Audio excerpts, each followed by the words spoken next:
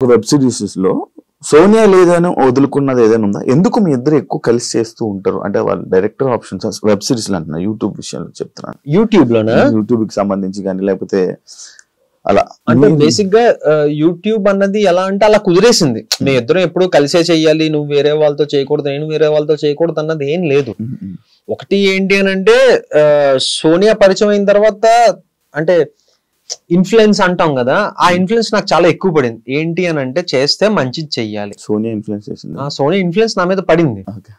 అంటే మనం చేసాము అని అంటే ఇప్పుడు రేపు పొద్దున కూడా, రేపు పొద్దున కాదు ఇప్పుడు కూడా స్టిల్ చాలా మంది వచ్చి భయ్యా మీ అనసూయ రామలింగం నాకు చాలా ఇష్టం అని చెప్తారు. లేదా వచ్చి మీరు చేసిన సుజాత సుబ్రహ్మణ్యం అంటే మాకు చాలా ఇష్టం అంటారు. అలా చెప్తున్నారు అని అంటే అలా చేయటం, అలాంటి మంచి కాన్సెప్ట్లు చేయటం వల్లే స్టిల్ జనాలు ఇంకా సిరీస్లు గుర్తు పెట్టుకొని మా దాకా వచ్చి మాట్లాడుతున్నారు.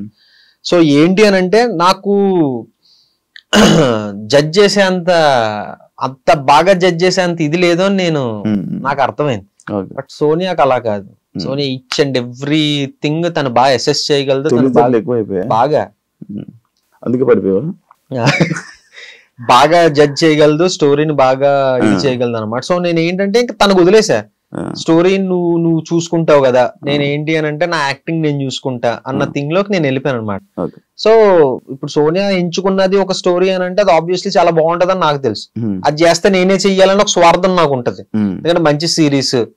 అలా మధ్యలో ఒక సిరీస్ సోనియా వేరే వాళ్ళతో చేసింది, తాను నేను అని ఒకటి, నేను సామాజ వర్గమున అని ఆహాకి చేశాను అప్పుడు.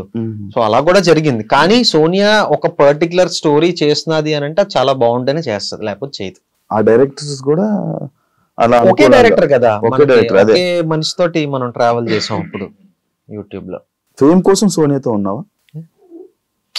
సోనియాకి పర్టికులర్ సినిమా విరూపాక్ష సినిమాకి ఫేమ్ వచ్చేస్తుందని నాకు తెలియదు కదా, లేదా ఒక పర్టికులర్ దీని వల్ల ఇదైపోతుందని తెలియదు కదా. మేము జీరోలో ఉన్నప్పుడు మేము రిలేషన్ లోకి వెళ్ళాం, అలా అలా కలిసి పెరిగాం, కలిసి జరిగింది. తను ఒక 10 స్టెప్లు ఎక్కువ ఉంది, ఐఎమ్ హ్యాపీ దానివల్ల. ఒక యాక్సెప్ట్ 10 స్టెప్లు ఎక్కువ ఉంది, 200% యాక్సెప్ట్ చేస్తాను. 10 స్టెప్లు ఎక్కువే ఉంది సోనియా నాకన్నా. సో ఇదంతా యాక్చువల్లీ మా స్టోరీ ఇక్కడే స్టార్ట్ అయింది.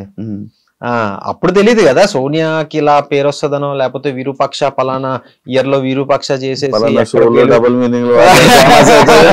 ఫేమస్ అవుదాం తెలియదు కదా. జీరో నుంచి స్టార్ట్ అయ్యాం, జీరో నుంచి కలిసే ఉన్నాం, ఇప్పుడు ఈ స్టేజ్ లో కూడా కలిసే ఉన్నాం, ఎప్పుడు కలిసే ఉంటాం. వెయిట్ చేస్తాను 200% అలానే ఉండాలని కోరుకుంటున్నాను. అయ్యా థ్యాంక్ యూ. ఎందుకంటే మీరు ఇద్దరు ఇంటర్వ్యూ ఇవ్వాలి. సోనియా డబుల్ మీనింగ్ మాట్లాడుతుంది, డబుల్ మీనింగ్ ఈమె డబుల్ మీనింగ్ అమ్మాయి, డబుల్ మీనింగ్ మాట్లాడే అమ్మాయి అని అంటూ ఉంటారు, స్టిల్ అంటున్నారు. దానివల్ల మీరు ఏమైనా ఇబ్బంది పడ్డారా, లేకపోతే ఇలా అంటుంది దీన్ని ఏమైనా మార్చాలని ట్రై చేశారా?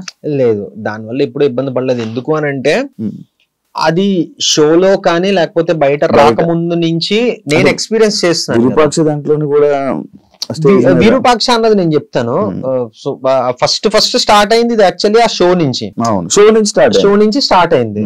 సో షోకి రాకముందు నుంచి తన సగం తెలుగు ఒక స్టేట్మెంట్ ని కంప్లీట్ గా, ఇప్పుడు నేను కూడా ఇందాక ఫర్ ఎగ్జాంపుల్ మేము పెట్టుకున్నాం అనేసారు, ఏంటి దాని యాక్చువల్ మీనింగ్, మేము ముద్దు పెట్టుకున్నాం, ముద్దు సీన్ చేసాం అన్నది. సో ఒక ప్రాపర్ సెంటెన్స్ ని ఫ్రేమ్ చేయకుండా మనం సగం కట్ చేసాం అనుకో, అది ఆబ్వియస్లీ డబుల్ మీనింగ్ లానే అనిపిస్తుంది. సోనియా ఒక సెంటెన్స్ కానీ ఒక స్టేట్మెంట్ కానీ మొత్తం రాదు, సగం కట్ అయిపోతుంటాయి. సో దాని వల్ల అది డబుల్ మీనింగ్ లాగేమో అని అనిపిస్తుంది.